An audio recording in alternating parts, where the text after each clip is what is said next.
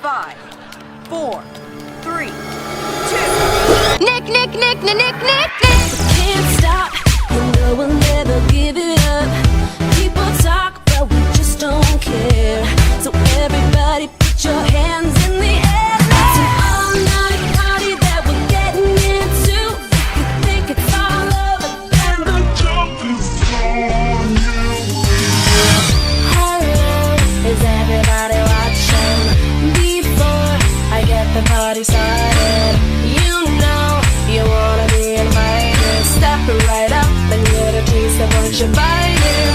When it all goes down, I need to. We love you, Jeanette.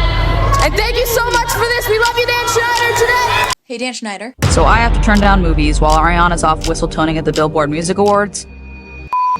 This. Look what you've done to me. Number one, baby, always number one, baby.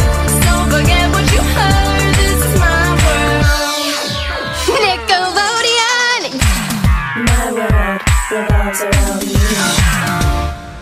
Hi, I'm Jake. And I'm Shelby. Welcome to Deep Dive. Today, we're diving into the most cutting-edge and influential children's television show of all time, iCarly. What started as two side characters on Drake and Josh would be transformed into a hit TV show that would inspire an entire generation of influencers and YouTubers. But it wasn't all sunshine and spaghetti tacos. The show was created by the notorious Dan Schneider and is infamous for having some of the most boundary-pushing jokes, scenes, and themes of any show on Nickelodeon. From the countless bare feet strewn across the screen to the intentional wordplay inserted in every episode, iCarly would effectively influence an entire generation of children, including one that starred on the show, Jeanette McCurdy, who years later would speak out against the creator and her very own monster of a mother. From the encouragement for her to drink while she was only 18 to the dangers lurking on set, the iCarly cast was subject to numerous atrocities no child should ever have to witness. All in the name of one of the largest brands built in the history of Nickelodeon. iCarly would reach successes Nickelodeon had only dreamed of, all veiled in a dark cloud of allegations that Dan Schneider thought would be kept a secret forever. But today, we are digging into the iconic, influential, and often dark history of iCarly, and just how a fake web show not only inspired a generation, but effectively saved a failing network from the brink of extinction.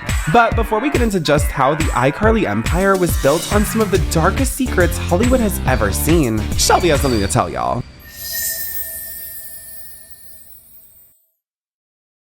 Y'all, it's still summer, and my favorite thing to do is to go to the beach and watch the sunset with a nice cold glass of Sauvignon Blanc, which is why I'm super excited about today's sponsor, Bright Cellars. If you're like me, finding wine you love is actually pretty difficult. So many times I've gone to the store to pick up a new wine to try, but since I know pretty much nothing about wine, I always wind up picking one I dislike. Well, Bright Cellars solves that problem. You don't need to be a wine expert to find wines you like. Just take Bright Cellars' 2-minute wine taste quiz and you will be matched with wines you're guaranteed to love. Then wine sourced from all over the world will be sent right to your front door, curated to your taste palette. What I love so much about Bright Cellars is their full glass guarantee. If you don't like a bottle, they'll replace it. Plus, the subscription is totally customizable to your wants. You can rate your wines to improve your future matches, adjust the amount of bottles of wine that are sent, change your order frequency, and you can skip or cancel anytime. When I say I know nothing about wine, I really don't. So I appreciate that Bright Cellars sends wine education cards for each bottle of wine, outlining tasting notes, serving temperatures, and what to pair it with. Bright Cellars is giving our followers their first 6-bottle subscription box, which is usually $150 plus, for just $60. If you want to try premium wines at a more affordable cost, be sure to click the link in the description box and take the quiz to get started today. Thank you so much to Bright Cellars for sponsoring this episode of Deep Dive, which allows us to continue to make the content we truly love to make. Now let's get back to the dark side of iCarly.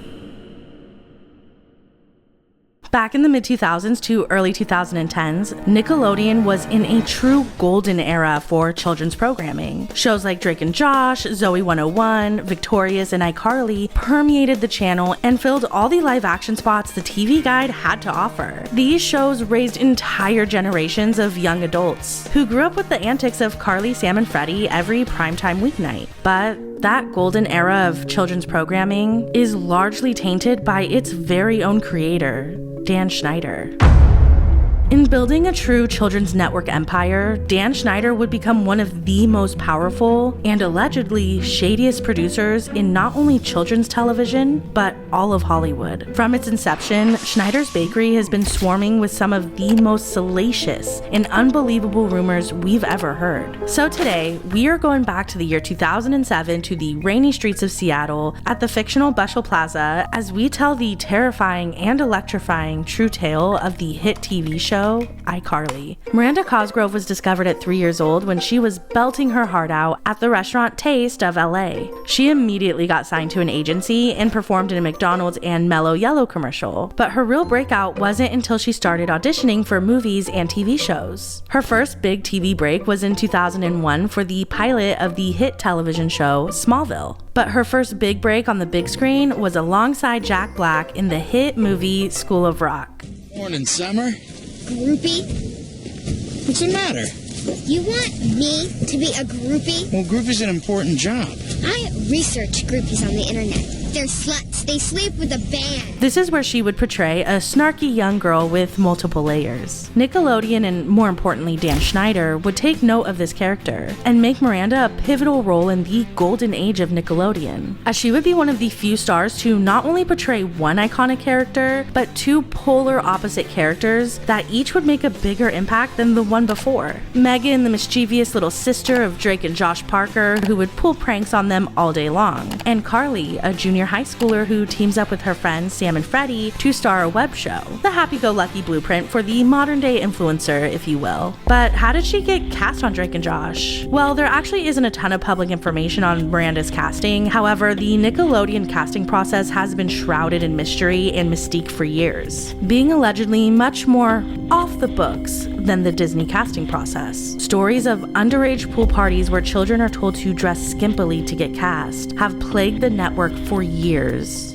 There is a methodical separating of the children from the parents, and it's all very pre-planned. They bring you to this place called Oakwood Apartments out there by Burbank. Kids have their own spot. The parents have their own spot. They tell the parents, like, look, man, the kids are going to have dialogue coaches all day and then doing this and filming sketches and makeup. So here's a little stipend, here's a little cash. Parents go out and have some fun. And then they begin to treat these kids like adults. You know, give them a little booze and give them a little, smoke a little pot with them. And they would tell these teens and preteens, you want to be out there hanging out in your bikinis because that's how girls are, found in the industry. But as always with Nickelodeon, there is far more than meets the eye. Now, I want to start this chapter with a bit of a status update on where children's network television was at this time, because iCarly's impact is fascinating to say the least. So the year is 2007. YouTube, the website, had just been started 1 year prior, and the iPhone had barely made its way off the Cupertino stage and into the hands of billions of consumers. The world was changing very quickly, and TV shows were falling behind, as the acceleration of fashion, technology, and pop culture in general began to ramp up to a speed the world had never seen before. Murmurings of Jamie Lynn Spears' pregnancy were also beginning to spread across Nickelodeon's network, and both Zoey 101 and Drake and Josh were coming to their natural ends, if they didn't have a public demise first. This put the Nickelodeon network in a bit of an identity crisis, because in the past, the network usually had at least 2 live-action shows running at once, but both of them were ending. This left a gaping hole in their programming, and Dan Schneider had to think quickly. Disney was gearing up to launch their brand new star Selena Gomez, and they had already had booming successes with That's So Raven and Hannah Montana the year prior. Nickelodeon knew it was time to act quickly and to release a show that would not only pull attention from every single one of these hit shows, but revolutionize the way children view and interact with technology. You see, during the production of Zoey 101, Dan Schneider dreamt up the concept of a web show produced by kids being the premise of a new sitcom. In the final seasons of Zoey 101, whether it was a Jet X or a Pear Book, the Schneider's Bakery team was always always utilizing, dreaming up, and even innovating mock technology for Chase, Dana, Quinn, Nicole, Michael, and Zoe to use to propel their storylines. Nickelodeon was creating aspirational lifestyles to showcase on screen, like texting all your friends at your fancy boarding school on your tech mate that you'll meet them at the sushi bar on your Jet X in an hour. But Dan wanted to take this concept even further and create a fully immersive storyline that truly fit the 21st century and would represent the wave of children that were to come. This called for the creation of iSam, an all-new interactive TV show that focused around friends Sam and Kira launching their very own web show. However, the story goes that Dan Schneider was attempting to get the URL for iSam, and it was actually already taken. Then he tried iJosie, and that was also taken. Finally, they settled on the URL that they were able to land: the fabulous, memorable, and iconic iCarly. While the Disney Channel is rather known for manicuring aspirational lifestyles for their stars, whether it be their shows or not, that all lead to Hollywood and Disney being the ones that make their dreams, quote, come true, Nickelodeon was never the same, and really only had a few flukes where the stars went on to be as successful as their Disney counterparts. Well, Miranda Cosgrove revealed that iCarly was meant to follow a very similar rubric to Sunny with a Chance with Demi Lovato. And y'all, this is suspicious. Like, listen to this description. She said, when they came to me and asked me to do the show iCarly, I didn't understand. Originally, the character Carly was supposed to get cast on a TV show, and she becomes famous from being on a TV show. But she's just this regular person that this casting director sees her and picks her and puts her on a show. They were like, let's make it a web show. Like, last minute, they switched it. And it was funny because back then, I didn't even know what a web show was. I was like, a TV show would make so much more sense to me. I don't get this whole web show. Now, I did some digging, and the TV show Miranda is describing actually isn't iCarly at all. Before iCarly in 2006, Dan Schneider wrote a pilot for a TV show called Starstruck. The original idea for the show was that Miranda Cosgrove plays a normal girl who, in a twist of fate, gets cast to star in her favorite TV show called Starstruck.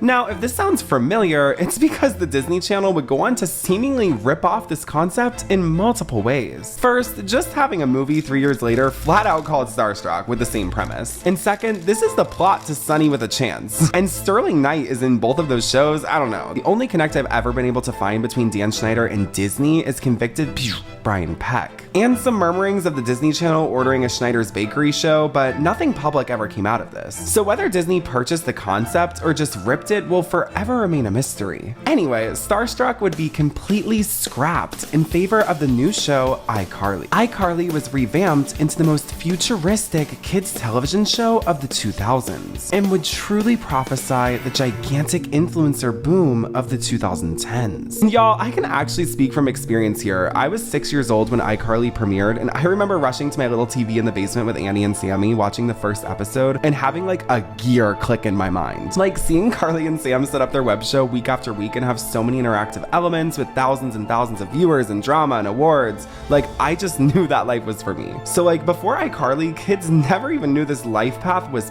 possible, because to be honest, it wasn't. Seeing kids like Carly, Sam, and Freddie set up that complex of a set, not care what their friends at school thought, and stream all night was a ludicrous concept for the time. Like you heard Miranda Cosgrove say, it was a completely foreign concept to her at the time of her casting. However, iCarly definitely caught the cusp of the technological boom. That decision to transform iCarly from a TV show to a web show changed the course of history. Now, iCarly went into production in January of 2007, right around the time Drake and Josh wrapped filming their final season. But before the final Drake and Josh project, Merry Christmas, Drake and Josh, which funny enough was actually filmed after iCarly had already started airing. So it's the only time Miranda Cosgrove reprises her role of Megan after iCarly premiered. Now, Drake and Josh aired their final episode on September 16th, 2007, airing with numerous commercial promos of Miranda Cosgrove and Drake Bell recording a song together titled Leave It All to Me. The scoop from iCarly. Hey, Miranda Cosgrove here. I'm recording the theme song for my new show, iCarly, and it's been a lot of hard work, so I hope you guys like it. And it's so real. Cool. Okay. Now, side note, this song was written by Michael Corcoran, Liz Gilly's 47-year-old husband, who she met on the set of Victorious, and we have an entire video about that already, so be sure to check that out. So, Miranda Cosgrove films the final season of Drake and Josh and the first season of iCarly back to back. And there would even be a month of overlap where iCarly would premiere its first episodes, and Drake and Josh was airing its final. There was never a gap of Miranda Cosgrove on Nickelodeon. She was consistently on screen every single night. Now, when speaking about Miranda Cosgrove and her character Carly Shay, Dan Schneider said at the time, quote, "I was looking for someone to play it cool and be wise beyond her years. It's been real fun to watch Miranda hit that dead on. Also, she's a beautiful girl with amazing features, a doll to look at." Oh, I hate the way Dan Schneider describes girls, it's gross. Continuing on, another thing, she's very classy. That's unusual in a little kid. The poise in the way she carries herself. On September 7th, iCarly would air to over 4.1 million viewers. And the following episode, the same day, would air to 3.9 million viewers. It was clear iCarly was a smash hit. So much so that over 2,000 kids headed to iCarly.com to submit their weird talents to a real, actual functioning website. However, while this made iCarly way more interactive, it highlights a major issue in Schneider's Bakery as a whole. One of the main things Dan Schneider has been massively called out for is soliciting photos of children and their feet, whether it's forcing pop superstar Ariana Grande to suck a toe on camera, or it's Alexa Nicholas's account of Dan soliciting feet pictures from children on the Zoe 101 set, stories, videos, and pictures of children putting their feet on display due to Dan Schneider have followed the network for years. But in 2007, the solicitation of content from viewers was now being broadcast to millions of kids. When iCarly premiered, Dan Schneider excitedly said in an interview that iCarly is the first narrative show to collect content from the very kids who watch the show. He called iCarly the ultimate in reality TV programming, as the sitcom's premise was putting on a webcast with bits of outrageous videos that they collected from the actual web or online submissions. Hey, here's 17 reasons why iCarly.com rocks. It's way funny. Carly's hot.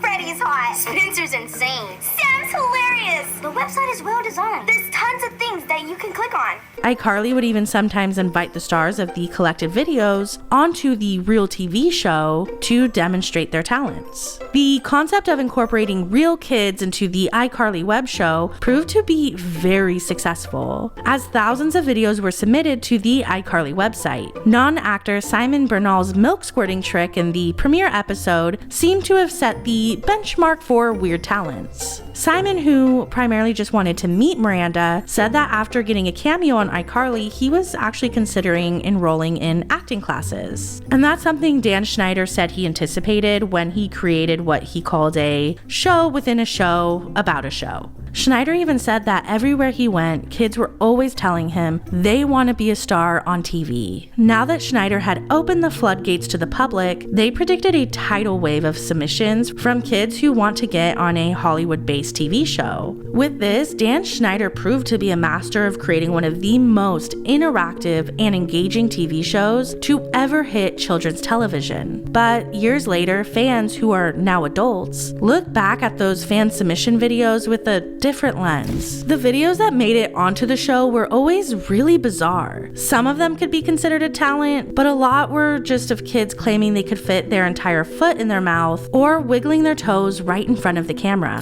iCarly was kind of just the beginning of Dan's seemingly weird solicitation of content surrounding children's feet, as through the years his requests would get even more direct and bizarre. The show Victorious would also have a promotional interactive website called The Slap that sort of functioned the same way as iCarly.com. But it was during the 2014 iCarly spin-off show, Sam and Cat, where Dan Schneider's request of children's feet just became impossible to ignore. During this show, Dan not only solicited talents, but he actually asked children to write Sam and Cat on the bottom of their feet. Hundreds of kids submitted photos of their feet publicly to Dan Schneider on Twitter. Dan was using the show Sam and Cat's official Twitter account to make these requests, but also his personal Twitter has a lot of weird foot and toe tweets. It just kind of makes you wonder what business did a 47-year-old Dan Schneider have in soliciting hundreds of photos of feet from children under the guise of it being for a show he created. Now, this was all before the dangers of the internet were more publicized. Back when fans began submitting videos to iCarly, social media was pretty new and parents didn't really think twice in allowing their children to roam freely on the internet. On top of that, iCarly was a website created and meant for children. To this day, no one really knows with 100% certainty the motivation behind Dan Schneider creating such an interactive kids program that gave him access to request content from thousands upon thousands of children. We can really only speculate, but coupled with all of the Dan Schneider allegations through the years, it just feels icky. While the Disney Channel was experiencing its own renaissance with the smashing success of the High School Musical franchise, it was clear Disney was the king of transforming a young child actor into a singing and dancing star. Nickelodeon saw this and they wanted a singing sensation of their own. With iCarly being the only live action show on Nick at the time, Nickelodeon would attempt to transform Miranda Cosgrove and Jeanette McCurdy into songstresses in their own right. Leave It All to Me is a song that Miranda performs for the theme song, actually, for iCarly. Give it up for my friend Drake Bell! I guested on the recording. So make it right and see it. And that opened up a lot of doors for me because it ended up charting on Billboard. And then before we knew it, all these record companies were wanting meetings and stuff. And then I ended up getting to make my album. Miranda would record multiple original songs for the iCarly soundtrack and would even have a music career of her own, produced and written by The Matrix and disgraced Dr. Luke. The moderate successes of Miranda's music career would propel the iCarly franchise leaps and bounds forward and would finally give them a horse in the race to compete against the Disney Channel juggernaut Hannah Montana. Miranda's songs, along with songs by One Direction, The Plain White T's, Kesha, Katy Perry, and Leona Lewis, would be featured on the show and the iCarly soundtrack. Miranda would also tour to promote her projects and iCarly, which included the hit 2011 Dancing Crazy tour. But this tour would end abruptly, costing Miranda and her label millions. Balmerito Automotive Skyfox is over the scene of a nasty accident involving a tour bus and a semi-tractor trailer on Interstate 70 in Fayette County, Illinois.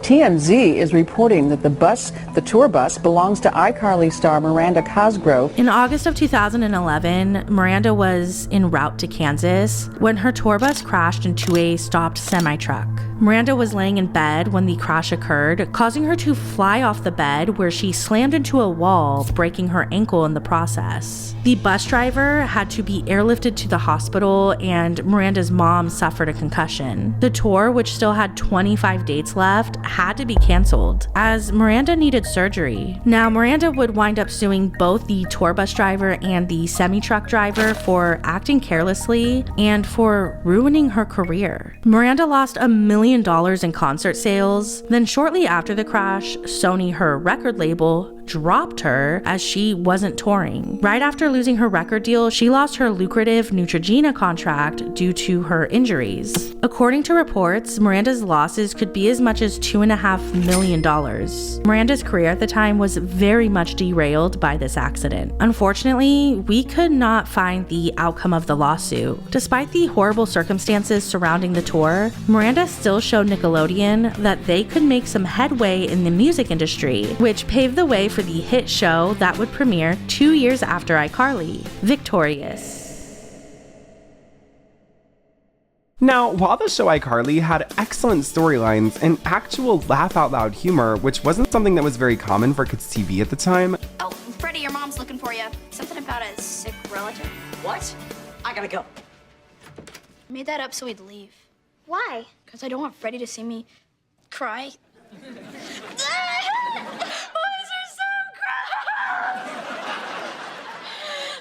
Okay. My mom says none of my relatives. Dan Schneider used this leverage to sneak some less than savory jokes and storylines throughout the series. To start, let me take you back to the 90s. According to Reddit user Brian Robbins from Paramount and Head of Class, which he starred in with a younger Dan Schneider, they were both doing an interview together with 17 magazine when they were asked about advice to give to girls, to which Dan allegedly creepily replied with, "Wear bras that hook in the front. We love a challenge." According to this Reddit user, multiple parents wrote into the magazine, as primarily girls 12 to 14 were reading it, and the comment rubbed them the entirely wrong way. While I was unable to independently verify this quote, as the 17 magazine archives aren't completely open, I was able to find something even more disturbing. Going as far back as The Amanda Show, Dan Schneider had seemingly been paying homage to this disgusting comment. See, when I searched the quote, "bras that hook in the front" with Dan Schneider's name, an entire slew of quotes from various episodes of his TV show dating all the way back to The Amanda Show were filled with the quote, "bras that hook in the front." I hate bras that hook in the front, because if you're too lazy to reach behind your back, then maybe you should just stay home. You know, because seriously, is this too much to ask? Is that too much effort for you? Is it a lot of trouble? I don't think it is. Okay, Jade, what do you hate? The word panties, wet doorknobs, bras that hook in the front, the color yellow. I've always gotten A's in music. How does a person go from an A to a D? Happened to me in 8th grade. Hey! Hey! Wake up, baby! What's up? I was telling you that I'm upset about my brother, the Bikini Top. Well, I think that's fantastic. But he has this awesome life, going on exotic vacations to Hawaii, hanging out on beaches, getting his picture taken. You'd have to be pretty skinny to slide under that laser beam and not hit it. So which one of us is the flattest? Quit looking at my swimsuit. I'm not. You have a bug on your stomach. She can't get her boobs in the hamburger. Those dumb boobs. I'll try not to poke a hole in this with my pointy bosoms. This would be one of the many exploitative and sexualized jokes that would permeate iCarly. But I can't even begin to talk about the sexualization of iCarly without talking about the feet. Now, around 2014, when Dan Schneider began to be exposed across the internet, the viewers who grew up with his shows began to notice a very disturbing, alarming, and disgusting pattern: children's feet. You're actually reading your book? Sure am. I'm impressed. If a Dan Schneider show had a chance to put a foot on the screen, it most certainly would be there.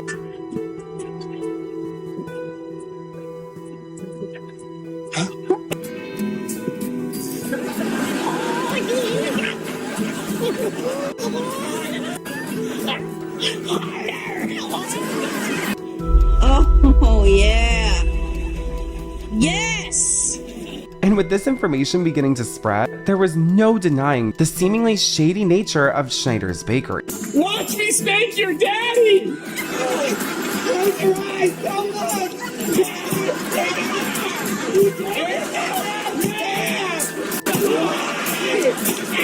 An avalanche of clips began being posted online. Oh, yeah. That's the stuff. Flop it around. I don't need this bag of ice in my pants! A majority from the two shows, iCarly and Victorious. Tori, please pour ketchup all over your feet. Okay, what is wrong with people? Just do it. But that's not performing. Come on, just do it. But why should I don't want to get my feet. There we go.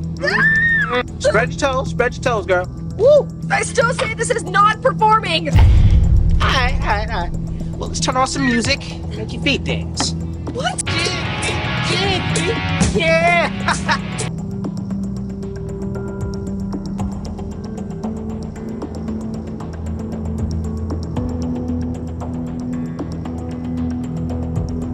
Can't believe I'm doing this.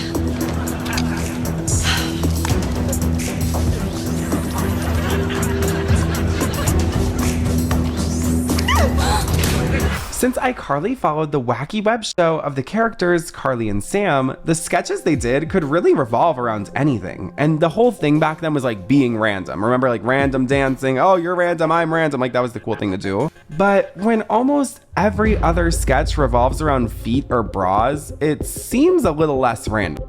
Noah Monk, the actor known for his portrayal of the cult classic character Gibby, came out and said the following. If that went on, I'm thinking like, that's devastating to me because I don't see Dan in that light, you know? So watching clips on YouTube of more than just having a foot fetish and of that is like crazy. But I mean, the foot fetish is like, okay, bro, come on. Like, I never really noticed that when I was 15 on the show, but of course, looking back in retrospect, it's like, okay.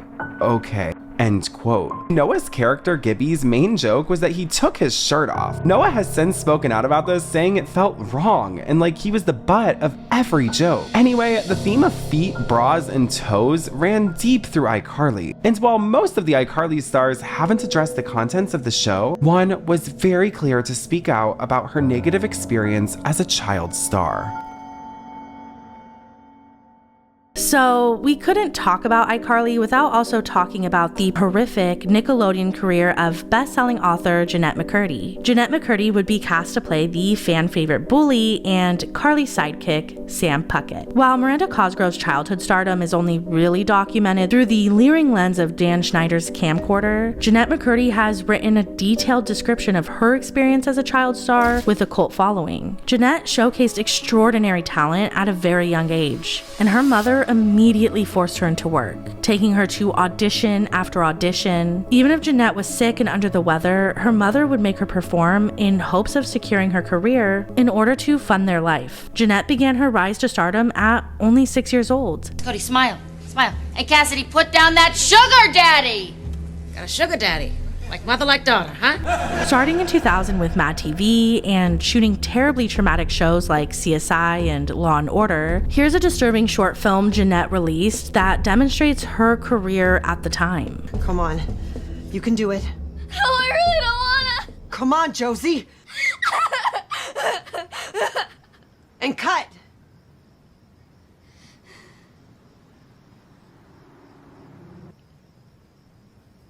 Wow. It's like I lost you in that character. It's like you weren't even my daughter. Which is good. It's good. Yeah. You're gonna book this one, Charlotte. We're gonna be rich!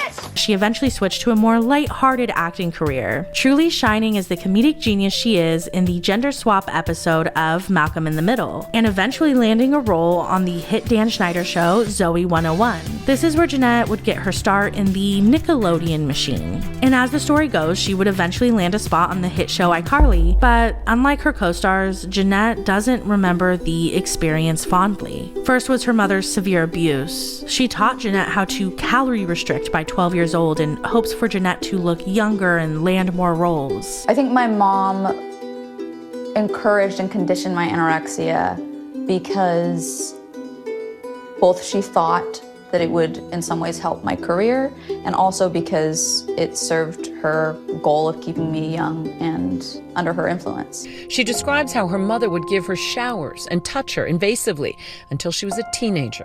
She referred to them as medical exams on your private parts. Yes. This was the hardest part of the book for me to write about. On the outside, I was doing a lot of the performing, the tap dancing of like the smile and the showing up and landing on my mark, and I'm gonna just do what I need to do and be this, happy-go-lucky Nickelodeon kid. My name is Samantha Puckett. I'm from Seattle and I love fried chicken! But inside I was hurting. It was painful. I was angry.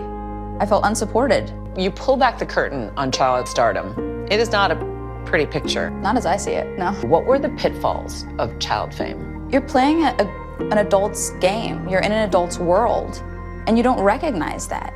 You're incapable of being on that level, but you are confused and you think that you are. And I think it really leads to stunted personal development. And while she was going through all of that, Dan Schneider would further get his hits in on Jeanette, making her character hungry and fiend for food all the time. Meanwhile, she was actively starving herself so severely that it began completely messing with her head. She pleaded to the creator to maybe write less lines about food, but she was met with nothing but pushback. Jeanette described another disturbing scene in her book where the creator would hold wardrobe fittings and asked for, quote, multiple bikini options. If Jeanette spoke up about how uncomfortable she felt, her mother met her with, everyone wants what you have. And so the abuse would continue. Now, this was only the tip of the iceberg of what went down on the iCarly set. Jeanette describes another chilling story in which the creator gives her a massage and offers her alcohol. Jeanette went into further detail describing Dan Schneider's alleged verbal abuse, saying, quote, I've seen the creator make grown men and women cry with his insults and degradation. The creator knows how to make someone feel worthless. At the end of the day, I love it when the cast gets sassy with me because I get to write all the scripts with some very talented writers, but I can put them in any horrible predicament I choose. When I Goodbye finally filmed, Carly had her tearful end with her friends and the show ended. Right? Well, Dan Schneider had an entirely new concept in his back pocket. One that seems like fan fiction, but would actually come to fruition. Mr. Dan Schneider, who created and executive produced one of the best Nickelodeon shows ever, is creating and executive producing my new show. I can't wait. I'm so excited to be working with him, and we're starting production shortly after this season of iCarly. I'm so pumped. You don't even know. Can you tell us anything about it, plot-wise? Here's the thing, I know nothing about it. I don't know my character, I don't know the concept, but I'm like, I'm in. Dan's in, Nickelodeon's in. Are you kidding me? Of course I'm in. After Nickelodeon saw the natural end of iCarly and the complete abrupt and shady end of Victorious, Dan Schneider knew this generation of television was almost over, but not before one final spin-off. In 2 days, it's world premiere of new Sam and Cat. I can't stop talking like this. Neither. Help.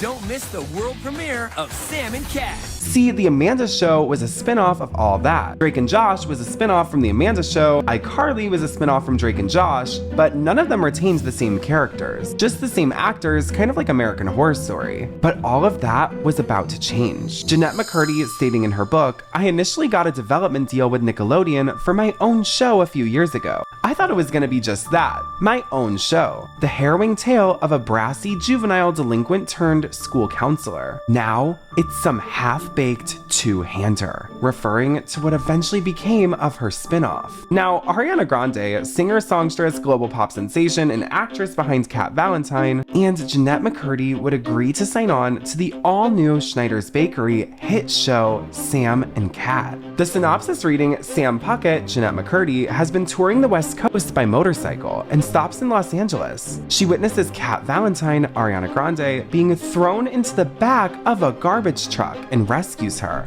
They become friends, and Kat convinces her to become roommates after Kat's grandmother moves to a retirement home. Wait, y'all, is this a conservatorship push? To make money, rather than getting traditional after-school jobs, they form an after-school babysitting business that leads them into a series of comical adventures. Now, the show would debut to 4.2 million viewers, and naturally, that was a success. But not for long. See, behind the scenes, talks of salaries, rivalries, and feuds would set a premature fate for the hit children's TV show. Jeanette detailing in her book, I grew up in Garbage Grove, in a hoarder house with a cancerous mom who constantly wept about not being able to afford rent and utility bills. Ariana grew up in Boca Raton, Florida, an incredibly wealthy, idyllic town with a healthy mom who could buy her whatever she wanted, whenever she wanted. Gucci bags, fancy vacations, Chanel outfits. I booked 2 features during iCarly that I had to turn down because the iCarly team wouldn't write me out of the episodes to go shoot them. The week where I was told Ariana would not be here at all, and that they would write around her absence this episode by having her character be locked in a box. Are you kidding me? So I have to turn down movies while Ariana's off whistle toning at the Billboard Music Awards? Phew. This. If I wasn't such a good sport to begin with, I wouldn't be in this predicament in the first place. I wouldn't be on the shitty show saying these shitty lines on this shitty set with this shitty hairstyle. Maybe my life would be entirely different right now. I fantasize about it being different, But it's not different. It's this. This is what it is. Ariana misses work in pursuit of her music career while I act with a box. I'm pissed about it, and I'm pissed at her. Jealous of her. This jealousy was actually pretty earned. See, back on iCarly, because Miranda Cosgrove was bringing such an audience to this new spin-off project, she would set an industry standard for the highest paid child actor on all of TV, setting the bar at $180,000 per episode. Needless to say, given the context clues about her upbringing, Jeanette wasn't making nearly that much on iCarly. That is, until Sam and Cat. See, rumors of Jeanette McCurdy not making as much as her Sam and Cat co-star Ariana Grande were prevalent. This is the common belief as to why the show ended, as Jeanette reportedly didn't feel as valued as Ariana, thus causing them to feud. However, Ariana insisted that they were paid the same exact amount per episode, which had to have been a raise from the measly $9,000 per episode Ariana was allegedly making before on Victorious. According to Jeanette, Nickelodeon also reportedly told her that she would be able to direct her own episode. However, this never came to fruition. Jeanette writing, "I realized that I've been foolish. I believed that these people would do what they said they would. Now that I've shown up to work every day, been a professional, swallowed my anger, and carried a show for almost 40 episodes, now that they've gotten what they've wanted out of me, they're taking away the very reason why I was doing all of those things in the first place." She continued on, Ariana is at the stage in her career where she's popping up on every 30 under 30 list that exists. And I'm at the stage in my career where my team is excited that I'm the new face of Rebecca Bonbon, a tween clothing line featuring a cat with her tongue sticking out, sold exclusively at Walmart. I frequently make the mistake of comparing my career to Ariana's. I can't help it. So if not the pay, why did Sam and Cat end so quickly? Well, Jeanette hinted at it in her web series she released only a year after Sam and Cat ended. Holy balls. Sarah Bronson. I haven't seen you in like, I don't know, a week? Oh my god, I'm joining you. God, it has been such a long day. I've been to the facialist and the manicurist and the nutritionist. It's like, what even? Like, what is life like? I can't. Can't what? It's just like too much. Suicide moments. Okay, so how have you been? What have you been up to now that your show's been canceled? That's a super bummer, right? Yeah, it sucks. I've just been... Anyway, I've been running around like a chicken with my head cut off, except not like a chicken because I'm vegan. Obvi. Oh, you're vegan? Oh my god, I didn't tell you? It's like the biggest change in my life. It's like the best thing that's ever happened to me. Oh my god, what was I saying? Who knows? Oh, my music, right, that was it. Okay, so I have this idea for a music video, so just like, let me know what you think. However, since then, she has gone into great detail in her book, stating the true breaking point of her Nickelodeon career. Ariana came whistle-toning in with excitement because she had spent the previous evening playing charades at Tom Hanks' house. I don't know what that means. This was the moment I broke. I couldn't take it anymore. Music, performances, and magazine covers, whatever, I'll get over it. But playing a family game at National Treasure, 2-time Academy Award winner and 6-time nominee Tom Hanks' house, I'm done. I didn't like her. I couldn't like her. Pop star success I could handle, but hanging out with Sheriff Woody, with fucking Forrest Gump, this has gone too far. So now every time she misses work, it feels like a personal attack. Every time something exciting happens to her, I feel like she robbed me of having that experience myself. And with that, reports of Sam and Cat ending because one of the actors refused to work with Dan Schneider ever again after a verbally abusive conversation began popping up everywhere. And Sam and Cat was quietly canceled, but not before the network would attempt to give Jeanette McCurdy what she refers to as $300,000 in hush money, stating that because Sam and Cat ended prematurely, she was offered $300,000 severance. But as always with the creator, there was a catch. She was to never speak about her experiences on those Nickelodeon sets. Jeanette McCurdy refused. Thus, Ariana transitioned into a pop superstar, and Jeanette would begin the healing process of her mother's death. Dan Schneider, on the other hand, would be given 2 more TV shows and honored with the Lifetime Achievement Award at the Kids' Choice Award. Thank you so much, and we love you, Jeanette. And thank you so much for this. We love you, Dan Schneider, Jeanette. Thank you, fans. You're awesome. And speaking Speaking of Dan Schneider, we would like to introduce you to somebody we all know and love who's going to tell you a little more about him. Stars from All That, The Amanda Show, Zoe 101, and iCarly. Dan, we love you. Thank you so much, dude. We are so happy to be here to honor you, Dan.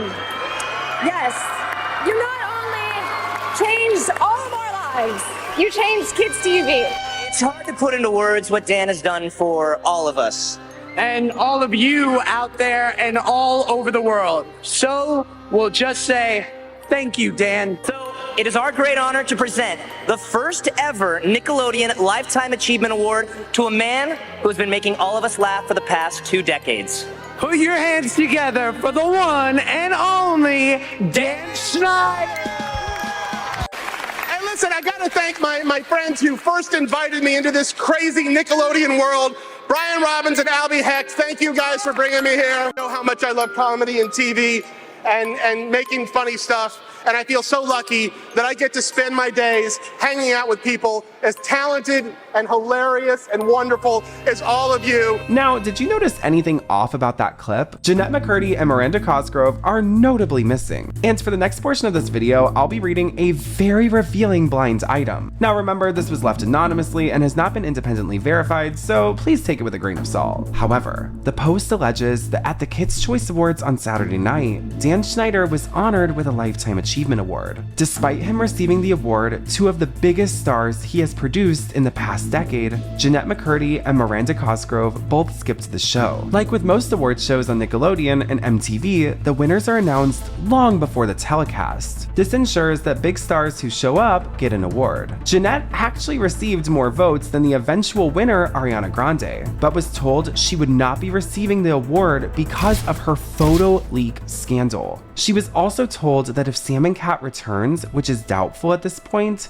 that her contract would not be renewed. Dan Schneider could have saved her, but chose not to. He is more concerned with looking after himself and finding fresh female talent. Jeanette boycotted the show, and Miranda boycotted as well, even though she was told she won an award. When Jeanette asked Ariana to also boycott the show, Ariana allegedly refused. Jeanette immediately unfollowed Ariana on Twitter and was a no-show at the awards. Now, what adds even more to this blind item is that Jeanette McCurdy actually released a statement on Twitter following the KCAs and why she didn't attend, saying, "A lot of you guys are asking why I didn't attend the Kids' Choice Awards. I wish I could explain everything as thoroughly as I would like to, but unfortunately, a simpler explanation is all I can write. I was put in an uncomfortable, compromising, unfair situation. Many of you have guessed what it is, and I had to look out for me. I chose to not go because sticking up for what is right and what is fair is what my mom taught me is always the most important thing. I want to thank those of you who have reached out with kind words of support, McCurdians and Arianators alike. No matter who or what you support, I believe in supporting fairness first. If you have done that, thank you." Now, a lot of people thought this was about her photo scandal because this did actually coincide with a nude photo leak. However, she tweeted afterwards saying, "My previous tweet has nothing to do with pics leaked. Oh, you guys, LOL. It has to do with how Nickelodeon treated me. That's all." This was the beginning of the end for Dan Schneider. See, while Sam and Cat was airing, YouTube videos and different forums detailing the abuses of Dan Schneider began popping up everywhere. For years, new revelations and salacious clips would surface on social media and call into question all of our innocent childhoods. That's when multiple blind items began popping up, further clarifying the story. Again, these are anonymous items that were not independently verified, so take the following information with a grain of salt. However, it is from Crazy Days and Nights, which is the same blind item site that exposed Harvey Weinstein and a plethora of other troubled executives. Now, this blind item allegedly describes a meeting between Dan Schneider and the owner of Viacom, at the time Sumner Redstone, aka Dan Schneider's boss. Now, this blind item was released just months before Dan Schneider and Nickelodeon announced his resignation. Dan is allegedly referred to in this as the producer, and allegedly Sumner Redstone as the protector. The blind item starts with tick tock, tick tock. That clock is ticking loudly as a chain of events and metaphorical deal with the devil can bring down this entire media corporation and their now struggling studio within the coming year. This has been a long time coming and is thankfully about to come to an end for the perpetrator of some of the modern entertainment industry's worst long-time institutional abuses of underage actresses. The item continues, many people in Hollywood have been waiting to see when this producer at this cable network is going to be called out, publicly accused or charged for his many years of abuse behind the scenes. Many have wondered why, with so many others being brought down, how he's managed to escape almost unscathed. It's because of his protector. Remember, they're alleging this as Sumner Redstone, the deceased owner of Viacom. His protector is the mega wealthy big boss of the studio and corporate parent, and he wields a lot of power over many types of media in both Hollywood and New York. Many years ago, the producer got himself in serious trouble over his perverted abuses of several of his actresses. Not just those he abused himself, but those he encouraged his writers, directors, and co-producers to sexually abuse. This was not a one-time thing, but an ongoing, constant pattern, which led those actresses to jukes, self-destruction, self-abuse, mutilation, destroyed dreams, wasted careers, damaged families, and even insanity. Made more disgusting by the complicity and apathy of the parents, momagers, and guardians who just wanted fame and money. Also that some jolly perverts could get their views off living out their sick, unfulfilled teenage dreams. At that time, the protector still had most of his marbles and was going to live forever. Many believe he still may, although he's now alive in name only, and the flames are lapping at his legs daily. I don't know if they're talking about his estate, but current day 2023, and also at the time of this writing, Sumner Redstone's daughter is actually running the company, and that is the parent company of Viacom. The blind item continues on. Back then, he still had his iron grip on his business, talking about the protector, Sumner Redstone. She's the CEO and you're the CEO? I'm the CEO. She's You won't even give her the CEO job? No. She's your daughter. I know, but that's the way I control. Your daughter? Viacom and CBS by controlling the stock. Family. I tell you what. No. You want to give away what you have to your family? Be my guest. I'm fine. Fine. That's the way you do it. That's the way you're supposed to do that. One generation. No, you're not. What? I'm still very active. I work very hard. I travel the world for Viacom. I'm not about to give up control. And he's never been afraid to sue, threaten, harass, or destroy others as his favorite sport. Back when the abuses emerged as whispers of the corporation, the executives and the protector sat down with his corporate bean counters and realized the massive cash cow this producer was for them. Huge, very huge and big in every way. In fact, probably one of the biggest revenue generators in the corporate parent's entire history, especially in the coveted target demographic for ads, merch, and licensing, which is kids TV. When that much is at stake, they don't want to rock the boat or kill the golden goose. Anyway, on the other hand, it is a public corporation, and that means things can get leaked and revealed just through statements and financial reports. What then evolved was a corporate game of chess that nobody could imagine. The producer was no dummy, so he personally hired investigators to provide ammo for his case. He then hired top financial experts to lay out the revenue he and his cronies represented to the corporation both in the past and in future revenues. So when the protector summoned him, the producer showed the protector a huge financial report to validate his power and worth to the bottom line. Then he showed a massive dossier of files going back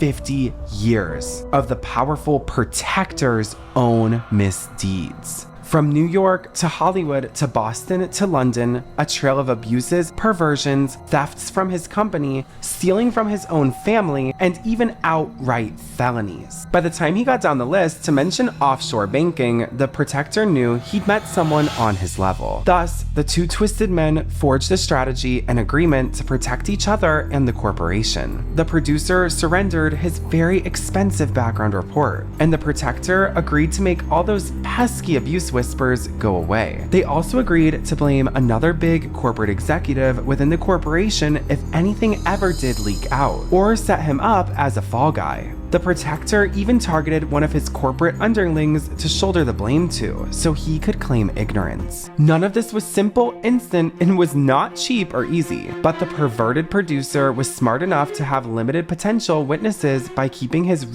abuses down to he said, she said. And for more than a decade, in the pre-Cosby and pre-Harvey days, a reporter, lawyer, or cop wouldn't accuse in such instances without hard proof. Parents were paid off in huge amounts, as in never having to work again amounts that cover cars, college, tuition, homes, and all they want for now. The parents and managers who, quote, played ball and went along with it, they were well rewarded, not just with big payoffs, but production deals, television shows, feature films, and even music careers. Many of the adults were even bribed with corporate stock. The victims were told they, quote, had no choice and had to accept the deals, or they themselves could get in trouble. So all those actresses and people had to do, keep quiet, keep smiling, keep doing photo ops, and support the brands, shows, and projects with positive PR. The best part for the producer and Protector, they managed to make even more money off of even those cover-up deals by making new shows starring once unknown backing players who had been abused, like 2 shows that starred the same actress, and on it went, leaving a trail of money and destroyed lives in their wake. As the years passed by, however, times changed.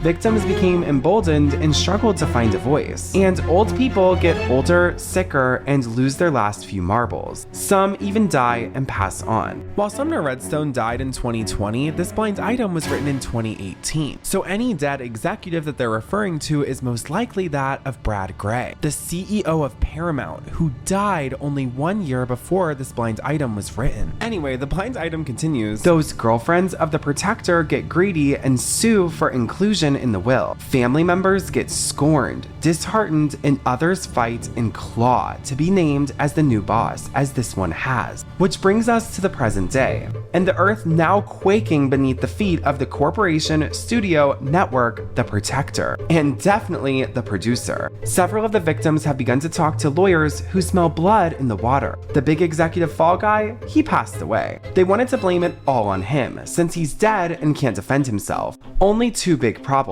One, in a major corporate shuffle in the past year or 2, several executive board members got pushed out, and they want revenge badly. 2, one of the biggest victims of the producer has a lot of proof against him. Irrefutable proof that can bring the whole house down on them all. And that's the end of the blind item.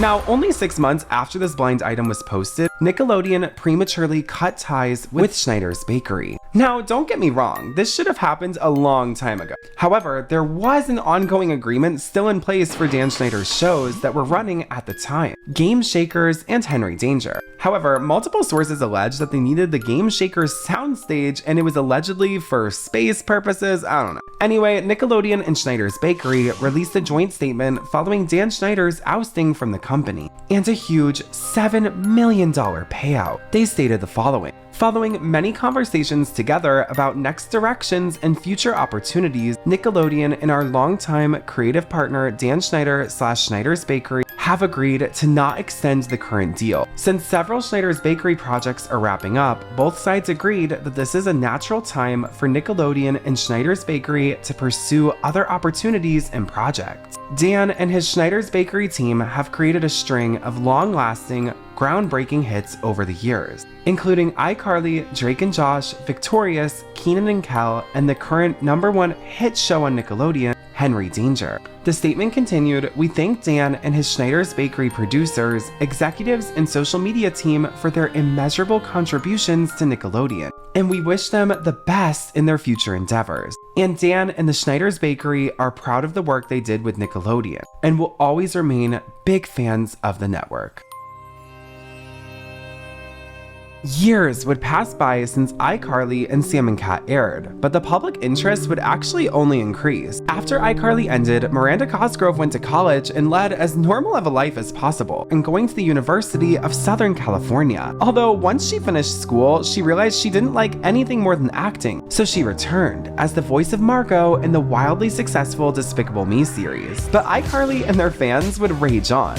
With reruns still running non-stop on Nickelodeon, public interest interest in iCarly only grew. So in 2020, Paula Kaplan called Miranda Cosgrove with the opportunity of a lifetime. Paula brought up the idea of an iCarly revival, similar to that of TikTok's own Hype House. Bustle writing at the time, at first, the new iCarly was pitched as another kids show, with Cosgrove's titular character and her older brother Spencer running a Hype House of sorts in their Seattle apartment, to raise a new generation of influencers inspired by Carly's original web show, sort of following the reboot cycle of Boy Meets World and Girl Meets World, or That's So Raven and Raven's Home, aka being as child-friendly as possible while still retaining some of the original audience. However, Miranda Cosgrove never wanted this, saying, "I don't think that any of us would be up for that idea. What excited me about doing iCarly again was getting to put the characters in situations that we couldn't show before." Following roughly 50,000 hours of phone conversations with the returning cast, Miranda Cosgrove asked Viacom, CBS, and the production company Awesomeness TV, owned by Brian Robbins, the man Dan Schneider started his career with, if the reboot could be an adult show geared towards the audience that watched the original, saying, as a quote, huge Lizzie McGuire fan who was bummed when Disney Plus's revival was ultimately shelved over creative disagreements, Miranda Cosgrove knew it could be difficult to get the team to believe in the idea of a mature iCarly. But to her surprise, they were almost immediately on board to craft a grown-up version of the show. Miranda saying, hopefully iCarly will do well, and maybe they'll let Lizzie McGuire be what it was supposed to be, because I would love to see that. Now, what iCarly did correctly and differently from any other TV show revival thus far is they put the titular character in the role of executive producer. This made for an authentic and original approach, but with an edge. See, Miranda Cosgrove's involvement in the reboot was absolutely vital to the show's overall vibe. The first thing Miranda did was call up each of the stars of iCarly: Jerry Trainer, Nathan Kress, and yes, Jeanette McCurdy. While Jerry and Nathan were both open to the children's show centered around a Hype House, Jeanette said absolutely not from the jump, making it clear that she was ashamed of the scenes that Schneider's Bakery had so happily produced, and that she didn't look back at it fondly, being quoted saying, "My whole childhood and adolescence were very exploited. There were cases where people had the best intentions and maybe didn't know what they were doing, and also cases where they did.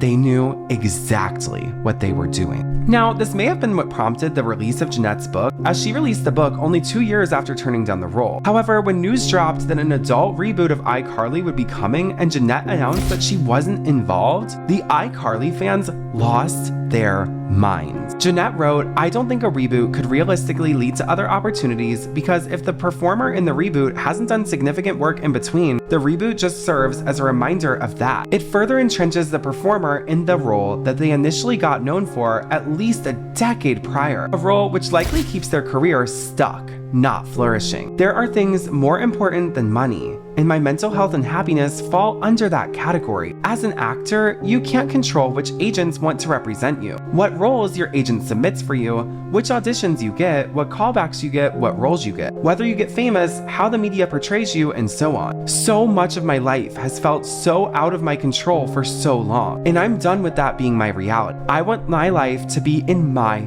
hands, not in eating disorders, or a casting director's, or an agent's, or my mom's. Mine." When confronted with Jeanette's stories during the promotion for the new iCarly, Miranda told the New York Times, "When you're young, you're so in your own head, you can't imagine that people around you are having much harder struggles." In a softer voice, she added, "You don't expect things like that from the person in the room who's making everyone laugh."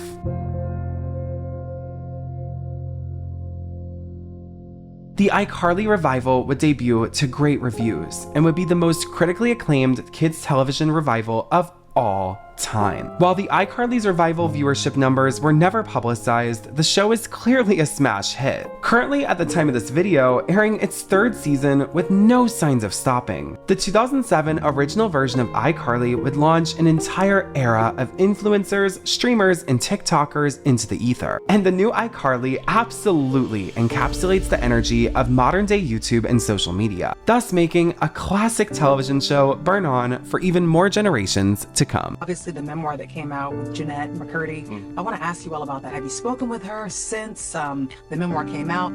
Can you empathize with her? And what is the vibe on set to make sure no one else ever feels that way? Because clearly she did battle things from her younger years, but do y'all talk about that? Do you talk to her? I did talk to her. I read it immediately and I talked with her, and it's heartbreaking, but it's also brilliant and funny, and I felt a lot of pride for her being able to speak her truth. And I talked with her about it, and I said exactly that. I was like, you know, because it's heartbreaking, but she's very strong and very perceptive, and you can see it in the writing how smart she is, and you know, that's stuff she's going to deal with for her whole life.